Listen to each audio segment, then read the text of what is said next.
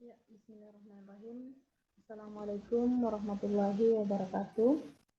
Baiklah, saya akan mempresentasikan tugas pengganti UAS, yaitu pada mata kuliah Kepemimpinan dan Berpikir Sistem Kesehatan Masyarakat, yaitu dengan judul Konsep Dasar Kepemimpinan. Ya, yang pertama itu adalah teori munculnya kepemimpinan. Jadi di sini ada beberapa teori yang berkaitan dengan munculnya kepemimpinan ini. Jadi yang pertama itu adalah teori genetis, yang mana teori genetis ini mengatakan bahwa pemimpin itu tidak dibuat, akan tetapi lahir dari pemimpin itu lahir dengan bakat-bakat alami yang luar biasa, seperti itu. Jadi sejak lahirnya sudah ada bakat-bakat yang dimiliki oleh seorang pemimpin. Ya, seperti itu. Kemudian teori yang kedua itu adalah teori sosial. Ini teori kebalikan dari teori genetis tadi, yang mana teori sosial ini mengatakan bahwa pemimpin itu harus disiapkan, dididik dan dibentuk, dan juga tidak dilahirkan begitu saja.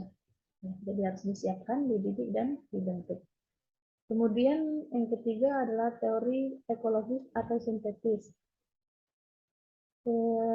Teori sintetis atau teori ekologis ini merupakan gabungan dari teori yang di atas ini tadi, dua teori ini, yang mana dia mengatakan bahwa seseorang akan sukses menjadi seorang pemimpin bila sejak lahirnya telah memiliki bakat-bakat kepemimpinan, dan bakat itu dikembangkan melalui pengalaman, misalnya melalui usaha pendidikan, kemudian melalui juga sesuai dengan sesuai dengan lingkungannya, seperti itu. Jadi gabungan dari dua teori di atas ini tadi. Ya. Itulah tadi teori munculnya kepemimpinan. Kemudian selanjutnya pengertian kepemimpinan. Apa itu kepemimpinan? Jadi kepemimpinan itu mungkin sering kita baca definisi-definisi kepemimpinan banyak, namun di sini saya akan menjelaskan tentang kepemimpinan secara umum, yaitu kepemimpinan itu adalah kemampuan untuk mempengaruhi, memberi inspirasi, dan mengarahkan tindakan seseorang atau kelompok untuk mencapai tujuan bersama. Seperti itu.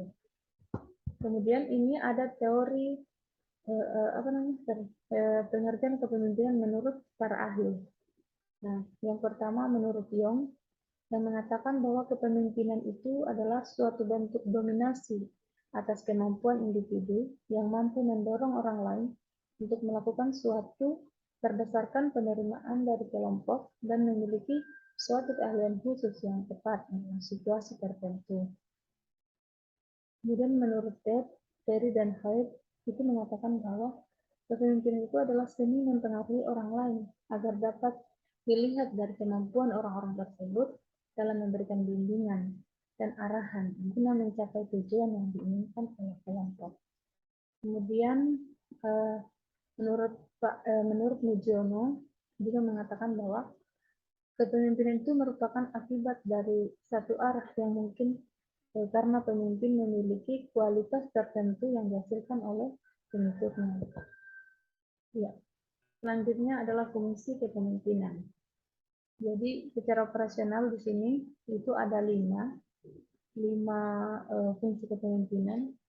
Itu yang pertama adalah fungsi instruksi. Fungsi instruksi di sini maksudnya seorang pemimpin itu memiliki fungsi untuk menginstruksikan orang-orang yang dipimpinnya atau memerintahkan orang yang dipimpinnya. Jadi dari kegiatan-kegiatan atau program yang ada yang sudah disepakati, yang sudah memiliki keputusan, itu seorang pemimpin itu memiliki fungsi untuk memerintahkan dalam hal melakukan kegiatan-kegiatan yang telah disepakati tadi. Ya, kemudian selanjutnya adalah fungsi konsultasi. Fungsi konsultasi di sini maksudnya seorang pemimpin itu membutuhkan konsultasi atau masukan dari bawahannya, orang-orang yang dipimpinnya. Dalam hal ini orang yang memiliki orang yang dipercayai oleh pemimpin untuk memberikan bertukar pikiran seperti itu. Jadi dari hal-hal yang sudah disepakati, yang sudah ada keputusan tentang program-program yang akan dilaksanakan, itu pemimpin butuh konsultasi untuk memberikan masukan yang lebih baik dalam untuk mencapai tujuan bersama tadi. Ya, tentunya yang dipercaya mampu membantu pemimpin ini tadi. Kemudian yang ketiga adalah fungsi partisipasi. Jadi pemimpin itu harus memiliki fungsi partisipasi atau keikutsertaan dalam kegiatan-kegiatan yang akan dilakukan dalam suatu organisasi itu. Nah, jadi pemimpin itu harus mengaktifkan anggota-anggotanya, bukan hanya memerintahkan, tapi ikut berpartisipasi. Nah, berpartisipasi dalam melakukan kegiatan-kegiatan yang sudah ditentukan tadi. Kemudian fungsi delegasi. Fungsi delegasi di sini maksudnya seorang pemimpin itu bisa memberikan kelimpahan wewenang kepada orang yang dipimpinnya. Salah satu orang yang dipimpinnya tentunya orang yang punya persepsi, yang punya kemampuan, yang punya visi yang sama dengan pemimpin ini. Jadi tentunya jika seorang pemimpin tidak berada di tempat atau dalam hal ini dalam hal pengambilan keputusan misalnya, itu kalau misalkan pemimpin tidak ada, itu dapat dapat digantikan oleh orang yang diberikan wewenang ini tadi, seperti itu. Kemudian yang kelima itu adalah fungsi pengendalian. Jadi pemimpin itu harus memiliki fungsi pengendalian. Maksudnya dapat mengendalikan orang-orang yang dipimpinnya. Dalam hal ini bisa membimbing, mengarahkan, mengkoordinasi, melakukan pengawasan terhadap kegiatan-kegiatan yang akan dilakukan dalam suatu organisasi. Itu demi tercapainya tujuan bersama tadi. Seperti itu. Kemudian perbedaan kepemimpinan dan manajemen. Nah, di sini menurut Gareth Gianas itu mengatakan bahwa kepemimpinan itu adalah proses di mana individu mempunyai pengaruh terhadap orang lain dan mengilhami, memberi semangat, memotivasi, dan mengarahkan kegiatan-kegiatan mereka untuk membantu tercapainya tujuan kelompok atau organisasi. Sedangkan manajemen itu menurut Griffin itu manajemen itu adalah suatu kegiatan perencanaan, pembuatan keputusan, pengorganisasian, pimpinan dan pengendalian yang diarahkan pada sumber daya organisasi. Seperti itu, yang bertujuan untuk mencapai sasaran organisasi dengan cara efisien dan efektif. Nah, itu. Kemudian selanjutnya adalah perbedaan leader dan manajer. Berikut sebenarnya banyak sekali perbedaan leader dan manajer. Namun di sini saya akan menjelaskan beberapa perbedaan yang mendasar antara manajer dan leader. Itu yang pertama, itu adalah posisi dalam struktur organisasi.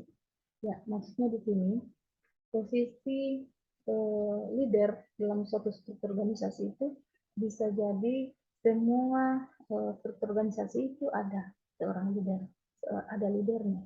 Sedangkan manajer itu hanya di struktur organisasi tertentu saja. Nah, misalnya di dalam suatu di dalam puskesmas misalnya struktur organisasinya banyak misalnya di bidang-bidang tertentu. Kalau manajer misalnya, atau contohnya di yang di puskesmas, contohnya di dalam suatu perusahaan, misalnya dalam bidang promosi, misalnya bidang promosi. Nah, manajer itu hanya menempati posisi itu saja dalam struktur organisasinya, itu hanya membidangi saja bidang itu, misalnya bidang promosi.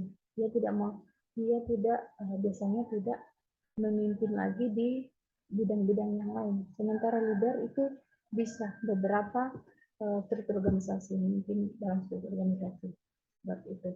Kemudian yang kedua itu adalah peran dan fungsi dalam tim.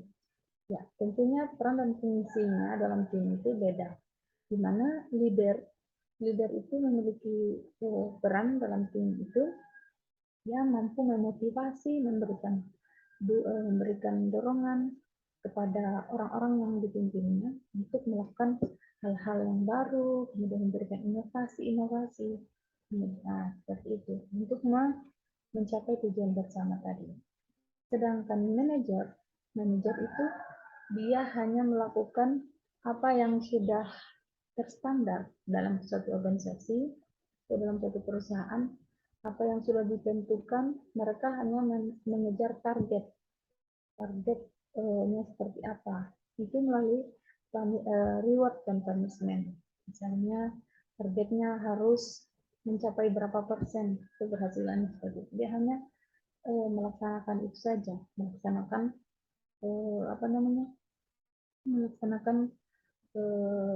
kegiatan itu dalam hal untuk mencapai target ini tadi. Nah, seperti itu. Kemudian model kepemimpinan. Model kepemimpinannya leader itu cenderung dia model kepemimpinannya dia ikut serta dalam kegiatan-kegiatan yang ditentukan ini dalam satu organisasi. Sedangkan manajer dia hanya memerintahkan atau hanya mengarahkan kepada orang-orang atau bawahan-bawahan yang sudah ditunjuk, seperti itu. Kemudian pengambilan risiko. Nah, pengambilan risiko juga ini sangat berbeda antara leader dan manajer, di mana kalau leader itu dia berani mengambil risiko. Dan biasanya leader itu menyukai tantangan-tantangan baru yang bisa memberikan memberikan peluang yang baik, memberikan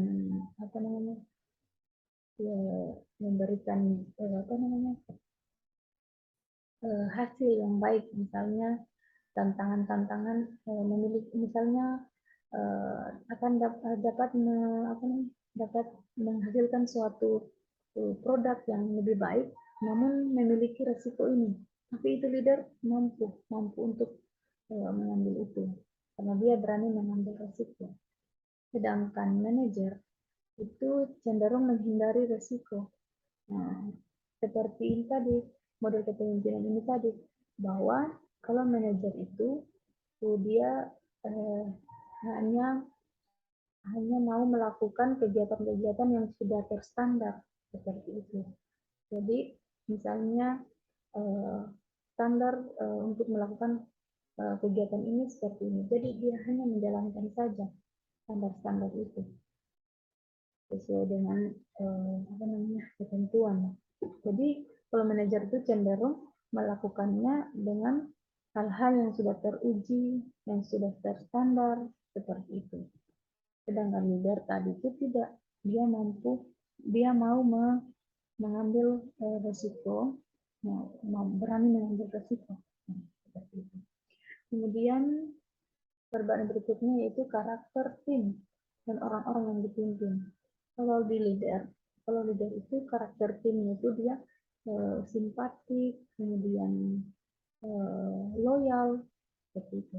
Sedangkan di manajer itu orang-orang yang dipimpin itu biasanya berprinsip bahwa melakukan tugas karena memang sudah tugasnya, seperti itu. Tidak ada motivasi dalam dirinya, seperti itu. Kemudian leader, yang selanjutnya leader melakukan inovasi, sedangkan manajer itu mengelola. Ya, seperti yang dijelaskan tadi di atas bahwa kalau leader itu selalu melakukan inovasi-inovasi yang baru, yang bisa meningkatkan kualitas meningkatkan meningkatkan tujuan yang baik, tujuan bersama tadi. Sedangkan manajer itu hanya mengelola apa yang sudah terstandar dalam perusahaan itu. Seperti itu. Kemudian leader menginspirasi, sementara manajer tergantung pada kontrol. Ya, sama seperti tadi. Jadi selanjutnya itu adalah kompetensi kepemimpinan. Apa sih itu kompetensi kepemimpinan? Jadi kompetensi kepemimpinan itu adalah keterampilan. Ya, pada intinya kompetensi itu adalah keterampilan. Keterampilan dan perilaku yang dapat memberikan kontribusi terhadap kinerja terbaik, khususnya ranah organisasi. Ya, seperti itu. Jadi, kemudian kompetensi itu tidak melulu tentang hard skill, tetapi mencakup soft skill, pengetahuan, cara berpikir, hingga kemampuan untuk berkembang. Ya. Selanjutnya, itu adalah teori kepemimpinan. Nah, di sini ada 3 teori tentang kepemimpinan, yaitu teori sifat, teori perilaku, dan teori situasional. Di mana teori sifat itu adalah teori yang berdasarkan atas dasar pemikiran bahwa percayalah pada dasarnya ciri khas yang dimiliki dan lainnya. Ciri khasnya, kemudian ciri khas yang dimiliki seorang pemimpin itu. Kemudian teori perilaku, teori berdasarkan atas kepemimpinan yang merupakan perilaku individu saat menjalankan kegiatan, mengarahkan atau memandu kelompok guna mencapai tujuan bersama. Itu teori perilaku. Kemudian teori situasional, ya, di mana menurut teori ini mengatakan bahwa teori situasional sukses tidaknya pemimpin itu sukses tidaknya kepemimpinan seseorang itu ditentukan oleh ciri kepemimpinannya sendiri. Kemudian gaya kepemimpinan. Nah, di sini ada beberapa gaya kepemimpinan, yaitu kepemimpinan direktif, yaitu mengarahkan tentang apa yang harus dilakukan, bagaimana caranya, menjadwalkan pekerjaan, mempertahankan standar kinerja, memperjelas peranan pemimpin dalam kelompok. Kemudian yang kedua, kepemimpinan sportif, yaitu melakukan berbagai usaha agar pekerjaan lebih menyenangkan, melakukan anggotanya dengan adil, kemudian mudah bergaul dan memperhatikan kesejahteraan bawahannya. Yang ketiga, gaya kepemimpinan yang berorientasi pada prestasi, itu menentukan tujuan-tujuan yang menantang, mengharapkan kinerja yang tinggi, kemudian optimis memenuhi standar yang tinggi.